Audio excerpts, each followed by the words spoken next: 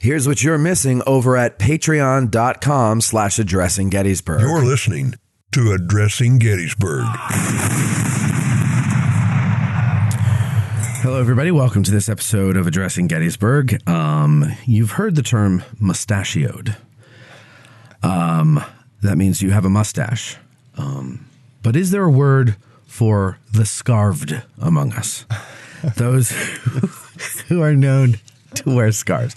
Now, it is 80 degrees today. It's a gorgeous day. So our guest is not wearing his signature scarf. But you know who I'm talking about. Peter Carmichael is here to talk about Confederate reactions to Gettysburg.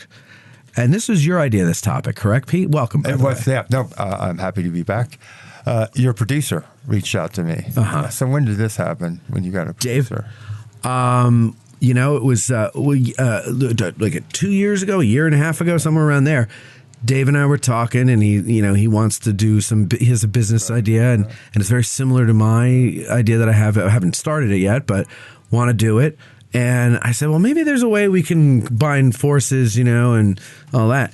And he said, yeah, I got some things I need to take care of. He was going through a divorce at the time. He goes, I got to get this out of the way. And then when it's done, I'll call you and we'll see where we are. And I said, okay, great. So it was right in maybe a month after Eric left.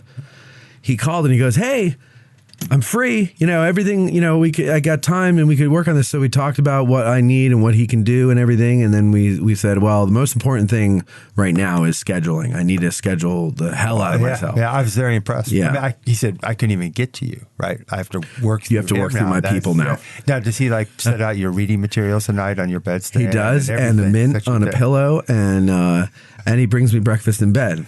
Yeah. And he lives like 2.5 hours away. So every morning he drives out here, gets up at the ass crack of dawn. It's great. So what's next for you? Is it like a posse that you're going to have follow you around? I wish. Lumpy reenactors that you Lumpy reenactors. No, well, actually what's next is, so Dave is like, I consider more of like my business manager. Right. And scheduler.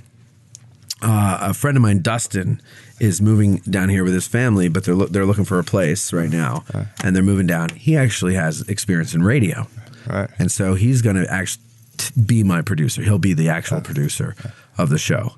So I'm looking forward to that because I don't have to teach him anything. And maybe next person does catering. How's that? That would be great.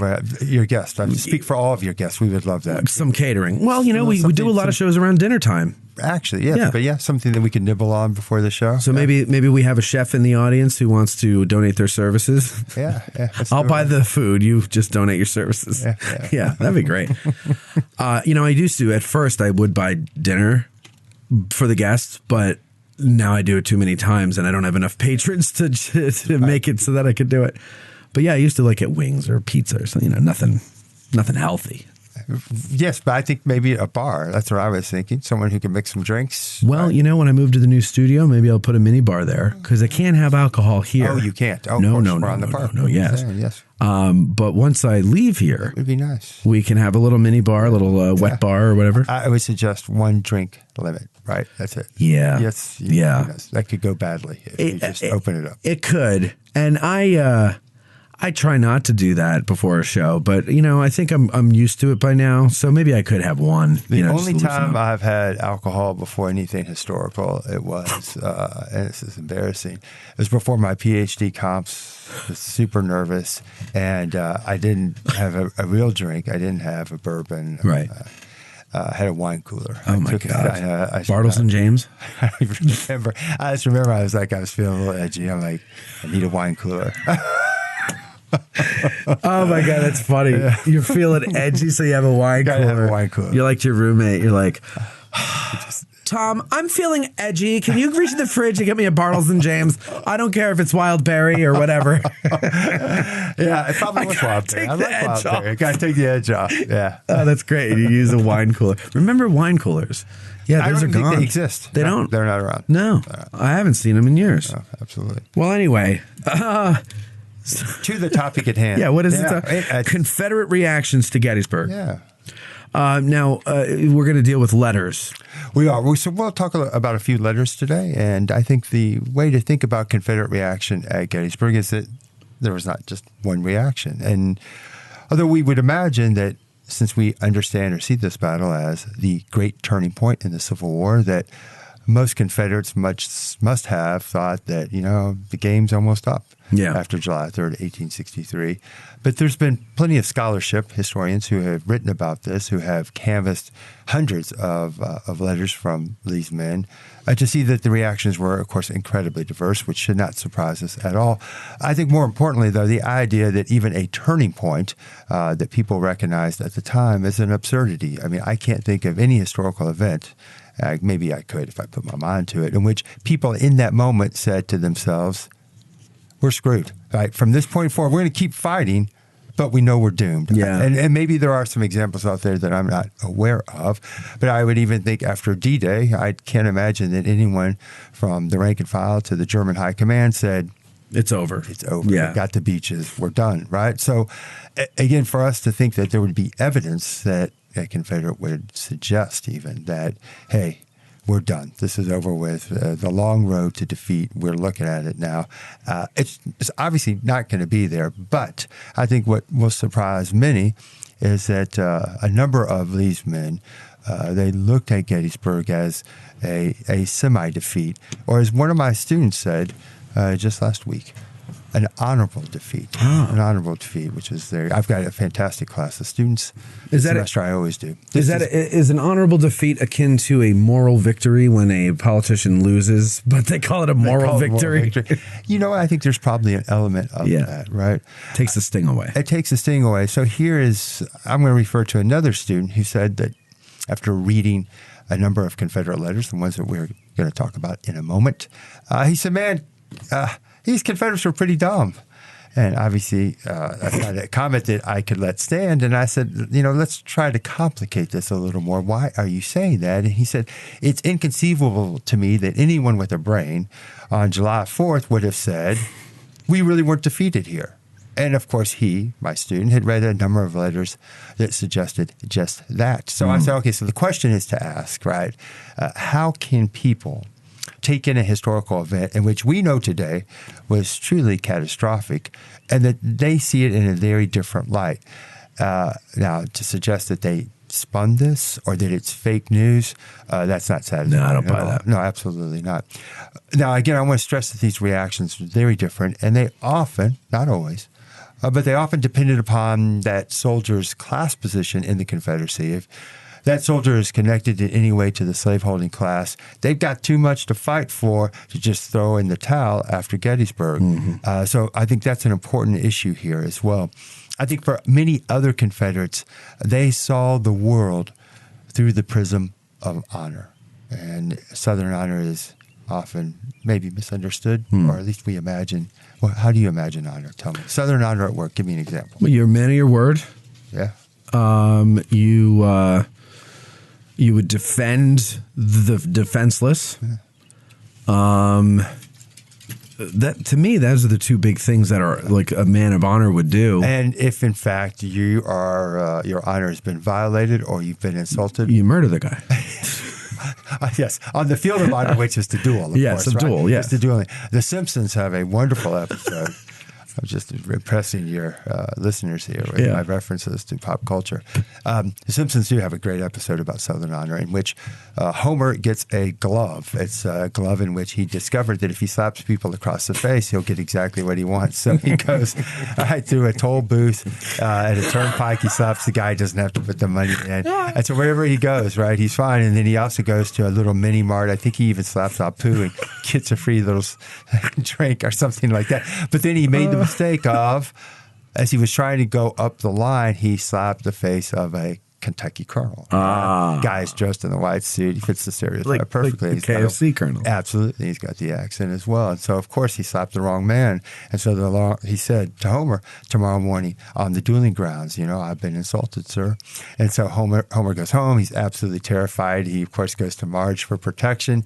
And the next morning, there is the colonel. He's in an RV, and he has a bumper sticker that says, I love dueling.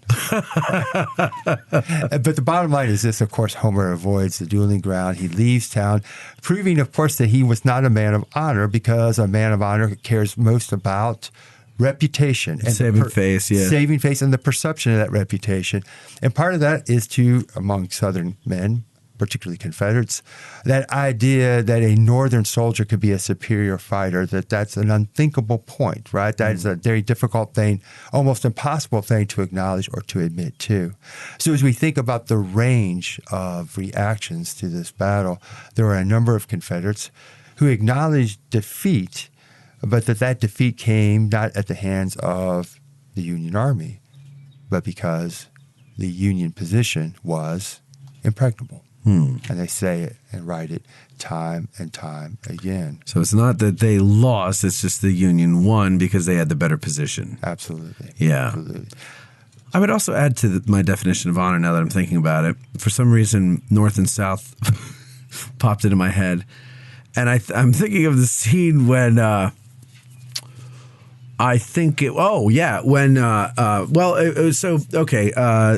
Hazards go down to the Maines plantation for the summer, and Virgilia, Kirstie Alley's character, the abolitionist, she goes down. This is North and South. North and South, yeah. That's right. And she, of course, she's an abolitionist, so she's not a good guest, to say the least. Yeah, right. But today, if a family goes and someone's not a good guest, it turns into a family brawl, right? And the host family, the mom gets in the face of the mom, the dad wrestles with the dad in the front lawn, the boys are probably punching each other too, whatever.